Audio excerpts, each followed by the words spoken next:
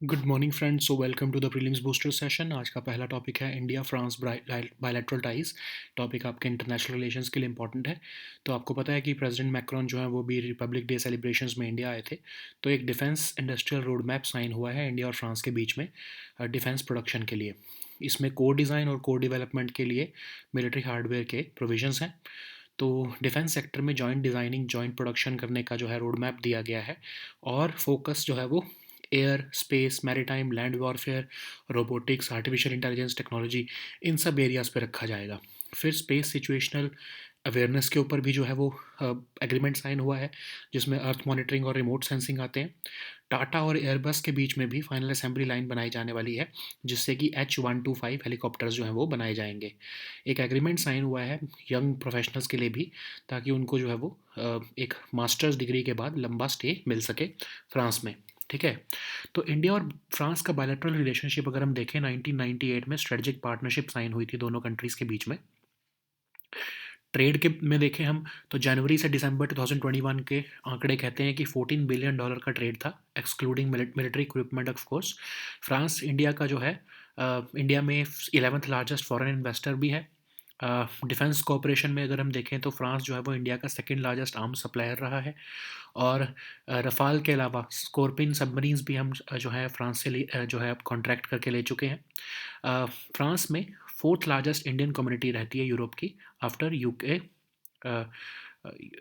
Italy और Germany. ठीक है। तो नेक्स्ट हम टॉपिक देखते हैं ASI रिपोर्ट ऑन ज्ञान व्यापी। ये टॉपिक आपके आर्ट एंड कल्चर के लिए टॉपिक इंपॉर्टेंट है। तो आर्कियोलॉजिकल सर्वे ऑफ इंडिया की साइंटिफिक सर्वे रिपोर्ट कह रही है कि ज्ञान व्यापी मॉस्क कॉम्प्लेक्स जो है वहाँ पर एक्चुअली एक हिंदू टेम्पल होता था इस मॉस्क के कंस्ट्रक्शन से पहले। तो की फाइंडिंग्स क्या है ASI सर्वे की? इसमें कहा गया है कि जो टेम्पल था, जो प्री एक्सिस्टिंग स्ट्रक्चर था, वो 17th सेंचुरी में डिस्ट्रॉय करके वहाँ पर औरंगज़ेब ने मॉस्क बना दी वहाँ पर। और ये कैसे पता लगता है? जो प्री एग्जिस्टिंग स्ट्रक्चर है उसमें देवनागरी ग्रंथ, तेलुगु कन्नड़ स्क्रिप्ट्स वहाँ पर मेंशन मिली हैं, डीटीज़ मिली हैं वहाँ पर। प्री एग्जिस्टिंग टेम्पल जो है उसको रीयूज़ किया गया और मॉस्क को एक्सपेंड कर दिया गया। सेंट्रल चैम्बर और मेन एंट्रेंस जो है प्री एग्जिस्टिंग स्ट्रक्चर का, वो पार्ट ऑफ एग्जिस्टिंग स्ट्रक्चर भी है। स्कल्पचरल रिमेन्स भी वहाँ पर मिले हैं जो कि लार्ज हिंदू टेम्पल दिखाते हैं। ठीक है। तो आर्कियोलॉजिकल सर्वे ऑफ इंडिया क्या है? मिनिस्ट्री ऑफ कल्चर के अंडर आता है। प्रीमियर ऑर्गेनाइजेशन है आर्कियोलॉजिकल रिसर्च के लिए, प्रोटेक्शन ऑफ कल्चरल हेरिटेज के लिए। 1861 में अलेक्जेंडर कनिंगम ने इसको फाउंड किया था। Ancient monuments and archaeological sites and remains act और एंटिकिटीज़ और art and treasure act of 1972 को जो है ये रेगुलेट करती हैं। ठीक है। बाकी जो केस का बैकग्राउंड है वो आप ऐसे ही पढ़ सकते हो, इंपॉर्टेंट तो नहीं है, बट आपको एक क्रोनोलॉजी समझ आ जाएगी। ठीक है। नेक्स्ट हम टॉपिक देखते हैं पद्म अवार्ड्स। ये टॉपिक आपके गवर्नेंस के लिए इंपॉर्टेंट है। PM मोदी जो है उन्होंने कॉन्ग्रेचुलेट किया है जिनको भी पद्म अवार्ड्स मिले हैं। तो बैकग्राउंड अगर हम देखें तो रिकमेंडेशंस जो है वो पद्म अवार्ड्स कमेटी की जो है के बेसिस पर ही प्रेसिडेंट जो है पद्म अवार्ड देते हैं। ये कमेटी हर साल प्राइम मिनिस्टर जो है कॉन्स्टिट्यूट करते हैं। तो गवर्नमेंट ऑफ इंडिया ने 2 सिविलियन अवार्ड्स, भारत रत्न और पद्म विभूषण, 1954 में बनाए थे। उसके बाद पहला वर्ग, दूसरा वर्ग, तीसरा वर्ग नाम से अवार्ड्स बनाए गए, जिनका नाम बाद में पद्म विभूषण, पद्म भूषण और पद्मश्री कर दिया गया 1955 में। ठीक है। तो पद्म अवार्ड्स अगर हम देखें तो 1954 में इंस्टीट्यूट हुए हैं, हर साल अनाउंस किए जाते हैं रिपब्लिक डे पर। और 1978 और 1979 में जो है वो नहीं अनाउंस किए गए ऑफ कोर्स। और 1993 से लेकर 1997 के बीच में भी अनाउंस नहीं किए गए।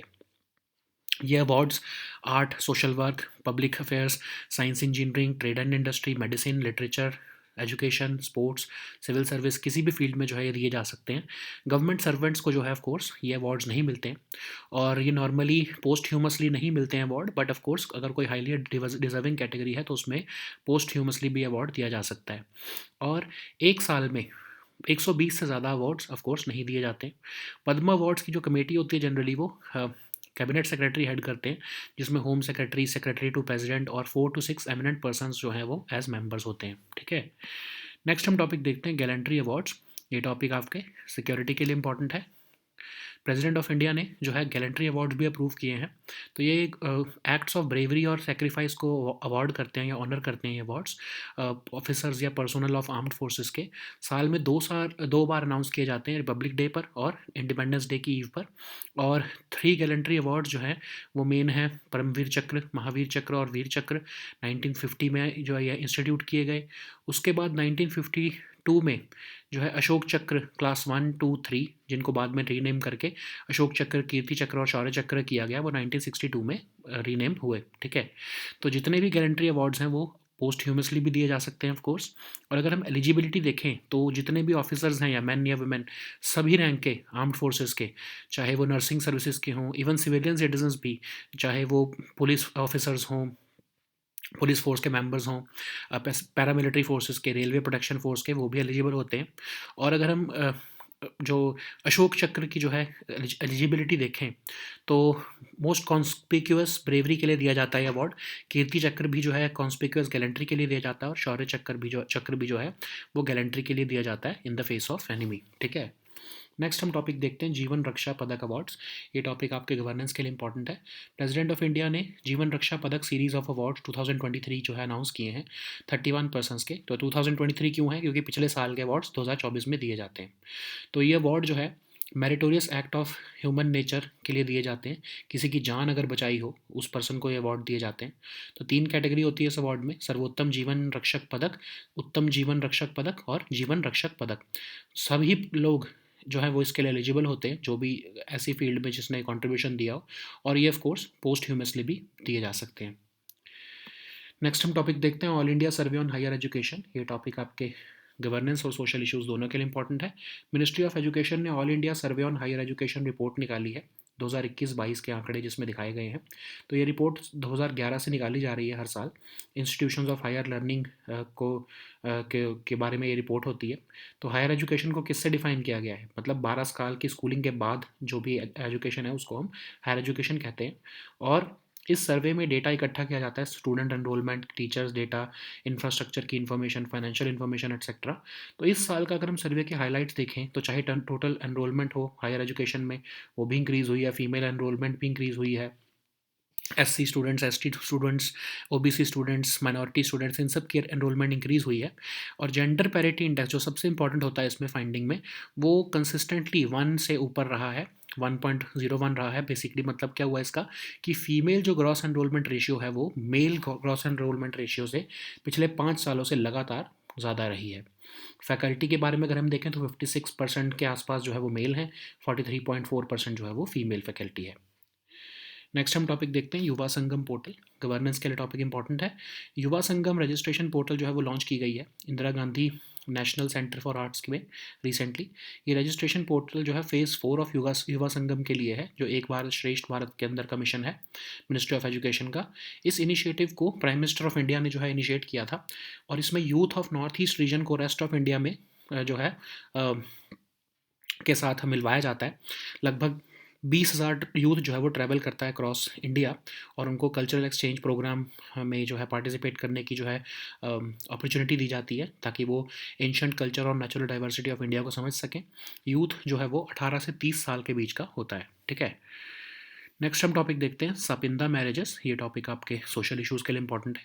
दिल्ली हाई कोर्ट ने रिजेक्ट कर दिया है चैलेंज कॉन्स्टिट्यूशनैलिटी को, constitutionality of section 5 clause 5 of Hindu marriage act का, जिसमें कि 2 हिंदूज अगर वो सपिंदा हैं एक दूसरे के तो वो मैरिज नहीं कर सकते। ठीक है, तो सपिंदा बेसिकली क्या है? Incest marriages. ठीक है, मतलब फैमिली में रिश्तेदारों में मैरिज कर लेना, उसको हम सपिंदा या इंसेस्ट मैरिज कहते हैं। सपिंदा मैरिज में क्या होता है कि क्लोजली रिलेटेड जो 2 लोग हैं अगर वो आपस में शादी कर लेते हैं उसको हम सपिंदा मैरिज कहते हैं। ऑफ कोर्स वो बैंड है इंडिया में एक्सेप्ट सर्टेन एक्सेप्शंस। तो अब इसमें प्रोविजंस जो है हिंदू मैरिज एक्ट में कहते हैं कि अगर मदर साइड से शादी की जा रही है तो 3 जनरेशन्स तक वो लाइन ऑफ असेंट जो है वो उसमें शादी नहीं की जा सकती। और अगर फादर की साइड से किसी के साथ शादी की जा रही है तो 5 जनरेशन्स तक की उस इंडिविजुअल की शादी नहीं की जा सकती। मतलब अगर मदर साइड से कोई है जिससे आप शादी कर रहे हो तो वो इंडिविजुअल जो है वो अपने सिबलिंग फर्स्ट जनरेशन, उनके पेरेंट्स या उनके ग्रैंड पेरेंट्स से शादी नहीं कर सकते, जो कि क्योंकि 3 जनरेशन्स का जो हमें गैप रखना पड़ेगा। फादर के साइड में यही 5 जनरेशन का गैप रखना पड़ता है। ठीक है, तो क्या कोई एक्सेप्शन है सपिंदा मैरिजेस में? ऑफ कोर्स कुछ ऐसी कम्युनिटीज़ हैं जहाँ पर कस्टम है, इंडिविजुअल्स जो है वो सपिंदा मैरिजेस करते हैं, पर ये कस्टम ऐसा नहीं कि एक बहुत रीसेंट होना चाहिए, बट बहुत लंबे टाइम से ये चला आ रहा होना चाहिए और लेजिटिमेसी हो इस पर्टिकुलर कस्टम की अमंग हिंदूज़, तभी वो मैरिज को वैलिड माना जाएगा। तो यूरोप में अगर हम देखें या बाकी कंट्रीज़ में, फ्रांस में जो है इंसेस्ट को अबॉलिश कर दिया गया 1810 के अंदर। पोर्चुगीज़ में जो है क्रिमिनलाइज नहीं है इंसेस्ट, मतलब अलाउड है। रिपब्लिक ऑफ आयरलैंड में भी अलाउड नहीं है। इटालियन लॉ में भी क्राइम माना जाता है अगर उससे कोई पब्लिक स्कैंडल होता है तो। यूएस में भी ये बैंड है 50 स्टेट्स में, ठीक है। नेक्स्ट हम टॉपिक देखते हैं ऑपरेशन सर्वशक्ति। सिक्योरिटी के लिए टॉपिक इंपॉर्टेंट है। तो आर्मी ने ऑपरेशन सर्वशक्ति निकाला है राजौरी पुंछ एरिया ऑफ जम्मू कश्मीर में, पीर पंजाल रेंज के दोनों साइड पर। तो ऑपरेशन सर्प विनाश ये उसका जो है एक तरह से प्रीवियस वर्जन था जो 2003 में किया गया आर्मी द्वारा, जो कि बिगेस्ट काउंटर इंसर्जेंसी ऑपरेशन था जम्मू कश्मीर में। 3 महीने तक ये लगभग चला हाई फॉरेस्टेड माउंटेन्स में, और 10,000 ट्रूप्स ने इसमें पार्टिसिपेट किया था। तो अब सर्प विनाश जो है क्यों लॉन्च किया गया था उस समय? कारगिल वॉर की हुई थी, फिर दिसंबर जो 2001 का टेररिस्ट अटैक हुआ था पार्लियामेंट पर, और ये भी रिपोर्ट मिली कि लगभग 300 फॉरेन टेररिस्ट जो हैं वो इन्फिल्ट्रेट कर चुके थे एलओसी में उस समय पर, और जो कि पाकिस्तान बेस्ड आउटफिट्स थी, और उन्होंने एक डीमिलिटराइज्ड जोन बना लिया था उस रीजन में और डोमिनेट करने लगे थे उस एरिया को, तब इसलिए सर्प विनाश की ज़रूरत पड़ी थी। अब जो है ये एरिया पर दोबारा से ऑपरेशन सर्वशक्ति चलाया जा रहा है। तो क्यों इंपॉर्टेंट है ये एरिया? क्योंकि पीर पंजाल रेंज बहुत ही स्ट्रेटजिक है। एक तरह से इस एरिया को जो भी डोमिनेट करेगा वो मिलिट्री ऑपरेशन में उसको बेनिफिट मिलेगा। अगर वो पाकिस्तानीज कर लेते हैं तो ऑफ कोर्स उनको बेनिफिट मिलेगा। डेंस फॉरेस्ट और स्टीप माउंटेन स्लोप्स हैं, तो एडिक्वेट कवर देते हैं विजुअल डोमिनेशन को इस एरिया में। तो इसलिए लोकेशनल एडवांटेज मिल जाती है उस पर्टिकुलर पार्टी को, चाहे वो इंडिया हो या फिर वो टेररिस्ट हो पाकिस्तान बेस्ड, तो उन्हें वो एडवांटेज मिल जाएगी। इसलिए स्ट्रेटजिकली इंपॉर्टेंट एरिया को कवर करना हमारे लिए बहुत इंपॉर्टेंट है, ठीक है। नेक्स्ट हम टॉपिक देखते हैं नेशनल कैडेट कॉर्प्स। सिक्योरिटी के लिए टॉपिक इंपॉर्टेंट है। पीएम मोदी जो है वो एनुअल एनसीसी की रैली को, जो एनसीसी पीएम रैली को एड्रेस करने वाले हैं आज, जो कि जिसमें एक कल्चरल प्रोग्राम होगा थीम पर अमृतकाल की एनसीसी। तो एनसीसी क्या है? एक ट्राई सर्विस ऑर्गेनाइजेशन जिसमें आर्मी, नेवल और एयर विंग्स होते हैं। नेशनल कैडेट कॉर्प्स एक्ट के अंदर ये बनाई गई थी। एक वॉलंटरी ऑर्गेनाइजेशन है जिसमें high schools, higher secondary school, colleges, universities all over India जो है उधर से मेंबर्स या कैडेट्स पार्टिसिपेट करते हैं। उनके ऑफ कोर्स ऐसा नहीं है कि उनको मिलिट्री सर्विस देनी पड़ती है, कोई लाइबिलिटी नहीं होती है उनकी। और एनसीसी को हेड कौन करता है? डायरेक्टर जनरल, जो कि लेफ्टिनेंट जनरल के रैंक के होते हैं। मिनिस्ट्री ऑफ डिफेंस के ही जो है डोमेन में आती है NCC, okay. So now let us see all these topics in English. So the first topic is India-France bilateral ties. This topic is important for your international relations. So we know that President Macron was on the visit to India during the Republic Day celebrations. On this occasion, India and France announced the Defense Industrial Roadmap for cooperation on defense production, for future collaboration on co-design and co-development of military hardware. So this new roadmap is basically meant for defense sectors, and India and France are going to partner each other in joint designing and production of defense equipment. So the focus will be on air, space, maritime, land warfare, robotics, and artificial intelligence technology, among other areas. And the goal will also be to enhance space situational awareness, like Earth monitoring and remote sensing. Tata and Airbus are also going to establish a final assembly line to make H125 helicopters in India. And an agreement was also reached on mobility for young professionals, so that a 5-year Schengen visa provision for Indian students who have completed masters in France can be activated. Okay, so if we look at the bilateral relationship between the two countries, then in 1998 the two countries entered into the strategic partnership, and the trade between the two countries stand at $14 billion. Of course, this excludes rather the military equipment trade between the two sides. Between January to December 2021, France is the 11th largest foreign investor in India. And if we look at defense cooperation, then France is the second largest arms supplier to India, which accounts for about 29% of India's imports. And apart from the Rafale jets, we have also procured Scorpion submarines from France in 2006, and even the technology for the same. So France also hosts fourth largest Indian community in Europe after UK, Italy, and Germany. So the next topic is ASI report on Gyan Vyapi. This topic is important for your art and culture section. So Archaeological Survey of India has released its scientific survey report of the Gyanvapi mosque compound or complex, and it has concluded that there existed a Hindu temple prior to the construction of this existing structure at this site. So, what are the key findings of this ASI survey? So, the pre-existing structure was destroyed in 17th century during the reign of Aurangzeb.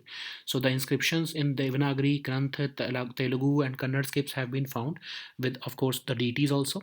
The parts of this pre-existing temple were reused for the expansion of the mosque also. The central chamber and the main entrance of the pre-existing structure are part of the existing structure also. The sculptural remains in the cellars indicate that there existed a large Hindu temple. So what is Archaeological Survey of India? It is under the Ministry of Culture, and it is a premier organization for archaeological research and protection of the cultural heritage of the nation. It was founded in 1861 by Alexander Cunningham. So it apart from the Ancient Monuments and Archaeological Sites and Remains Act of 1958, it also regulates the Antiquities and Art Treasure Act of 1972. Okay, so the rest of the thing is the background of this case. You do not need to remember it. Just for understanding the chronology of the case, you can give it a read. Okay, like which acts are involved in this case: the Places of Worship Act, the Waqf Act, and the Kashi Vishwanath Temple Act. You just need to have an overview of the same. Okay. So the next topic is Padma Awards. This topic is important for your governance section. So PM Modi has congratulated all those who have been conferred the Padma Awards. Padma Awards are conferred on the recommendations made by Padma Awards Committee, which is constituted by the Prime Minister every year. So Government of India instituted two civilian awards, Bharat Ratna and Padma Bhushan in 1954, and the latter had the three classes, namely Pehla Varg, Dusra Varg, and Tisra Varg, which were subsequently renamed in 1955 as Padma Vibhushan, Padma Bhushan, and Padma Shri. Um, Padma Awards were instituted in 1954, and they are announced every year on Republic Day, except for certain brief interruptions during certain years. So these awards are given in various disciplines or field of activities like art, social work, public affairs, science and engineering, trade and industry, medicine, literature, education, sports, civil service, etc. So government servants, including those who are working with PSUs, except doctors and scientists, are not eligible for these awards, and these awards are normally not given posthumously, but of course in deserving categories it can be given. So in a year these awards should not be more than 120, and Padma Awards Committee constitutes it is headed by rather the Cabinet Secretary, and it includes Home Secretary, Secretary to the President, 4 to 6 eminent persons as members. Okay. So the next topic is Gallantry Awards. This topic is important for your governance section. So President Draupadi Murmu ji has also approved Gallantry Awards to 80 armed forces personnel, and it also includes 12 posthumous awards. So Gallantry Awards honor the acts of bravery and sacrifice of our officers and personnel of armed forces. These awards are announced twice a year, one on the occasion of Republic Day and then on the occasion of Independence Day. So these awards these awards are basically Paramveer Chakra, Mahavir Chakra, and Veer Chakra. They were instituted by government in 1950. Then the Ashok Chakra class 1, 2, and 3, they were instituted in 1952, but they were renamed in 1967 as Ashok Chakra, Kirti Chakra, and Shaurya Chakra. Okay, so these awards can also be awarded posthumously. So if we look at the eligibility, then officers and men and women of all ranks of armed forces, including the members of nursing services, even the civilian citizens of either sex in all walks of life, and the members of police force, central paramilitary forces, railway protection forces, they can be given this award. So these awards are given for the most conspicuous bravery or some acts of daring in the face of enemy. Okay. So the next topic is Jeevan Raksha Padak Awards. This topic is important for your governance section. So President of India has also conferred the Jeevan Raksha Padak series of awards on 31 persons. So these awards are given to a person for meritorious act of human nature in saving the life of a person. So the award given in the awards is given in three categories: Sarvottam Jeevan Raksha Padak, Uttam Jeevan Raksha Padak, and Jeevan Rakshak Padak. Okay, so the persons of all walks of life are eligible for these awards, and these awards can also be conferred posthumously. Okay. So the next topic is All India Survey on Higher Education. This topic is important for your governance and your social issues. So Ministry of Education has released this All India Survey on Higher Education 2021 and 2022. So this report is being released or is being published by Ministry of Education since 2011, and the aim is to identify and capture all the institutions of higher learning in the country. And for the purpose of this survey, higher education is defined as the education which is obtained after completing 12 years of schooling or equivalent. So this survey collects data on different parameters like student enrollment, teachers data, infrastructural information, financial information, etc. If we look at the key highlights of this year's survey, then the total enrollment in higher education has increased around by 91 lakh in number. Female enrollment has also increased. Enrollment of SC students, ST students, OBC students, minority students have also increased. The most important parameter, the gender parity index, has remained above 1 for a fifth consecutive year, which means that female gross enrollment ratio is more than male gross enrollment ratio. So if we look at the faculty or teachers, then 56% plus are about male and 43.4% are about female. So the next topic is Yuva Sangam portal. This topic is important for your governance issues. So Yuva Sangam registration portal has started the registration portal for the phase 4 of Yuva Sangam, and it was launched recently at Indira Gandhi National Center for the Arts, New Delhi. So Yuva Sangam portal is basically an initiative of Prime Minister Modi, and the aim of this portal is to build close ties between youth of Northeast region and the rest of India under the spirit of Ek Bharat Shresth Bharat. About 20,000 youth will travel across India to gain a unique opportunity for cross-cultural learning. This cultural exchange program will also allow them to celebrate the ancient culture and natural diversity of India. The youth eligible for this program should be between the ages of 18 years to 30 years. Okay. So the next topic is Sapinda marriages. This topic is important for your social issues.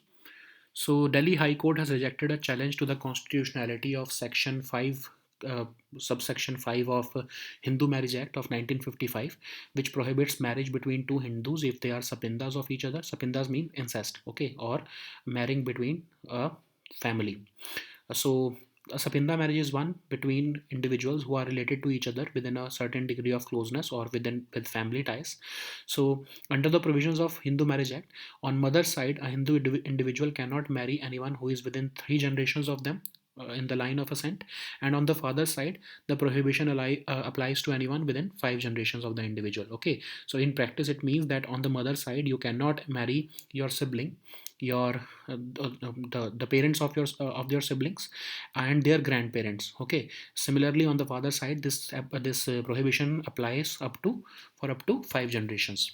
But there are certain exceptions also. There are certain communities within Hindus themselves who follow this custom of sapinda marriages, but this custom should not be new. It should be continuously and uniformly observed for a long time, and it should have gained enough legitimacy among Hindus also.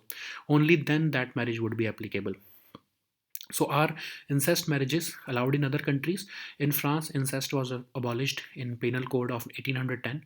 Portuguese law also does not criminalize incest. Republic of Ireland has a law on incest which has not been updated. Italian law also sees incest as a crime only if it causes a public scandal. But in US, incest marriages are banned in all 50 states except 2 states. In all 50 states, incest marriages are banned. So the next topic is Operation Sarva Shakti. This topic is important for your security section. So the army has launched this Operation Sarva Shakti in Rajouri Poonch sector of Jammu and Kashmir, deploying forces on both sides of the Pir Panjal range to target terrorists who have carried out a series of attacks on troops in this area. So it is a successor to the Operation Sarv Vinash, which was carried out by the army in April 2003, which was the biggest counter-insurgency operation in Jammu Kashmir. So this was roughly uh, carried for carried this was roughly carried by the army for 3 months, and it was carried out in high forested mountains in that area, and about 10,000 troops participated at that time. Okay, so what were the circumstances under which this operation was launched at that time? So the Kargil war had happened, the parliament attack had happened. So about 300 foreign terrorists, there were reports that about 300 foreign terrorists had infiltrated across the line of control, and they had established secure camps in that area. So the terrorists who belonged to Pakistani based outfits, they had created a demilitarized zone in that region, and they were dominating that area. So why this area became important? Because in this Pir Panchal range, dominating this area can potentially provide a conduit to personnel in the event of a military operation by Pakistanis, and it would also allow easier infiltration of terrorists. The dense forests and steep mountain slopes on both sides offer adequate cover and visual domination of this area. So it provides basically the locational advantages of those who are occupying this, in this case the terrorists. So the next topic is National Cadet Corps. This topic is important for your security section. So PM Modi will address the annual NCC PM rally at the Karyappa Parade Ground in Delhi on today rather. So this event will include a cultural program on the theme Amrit Kal Ki NCC, and even 400 sarpanches of vibrant villages are also participating in this rally. So, what is NCC? It's a tri service organization comprising the Army, Naval, and Air Wings. The motto of this organization is Unity and Discipline. It was formed under the National Cadet Corps Act of 1948. It is basically a voluntary organization which recruits cadets from high schools, higher secondary, colleges, universities all over India. These officers and cadets, do not have any liability for active military service once they complete their course. Its origin can be traced back to the University Corps, which was created under the Indian Defence Act of 1917 with the objective to make up for the shortage in the army. So the NCC is headed by by a director general with the rank of a lieutenant general, and NCC falls under the domain of Ministry of Defense. Okay, so these were our topics for today. We'll meet next time on Monday now. Until then, goodbye and take care.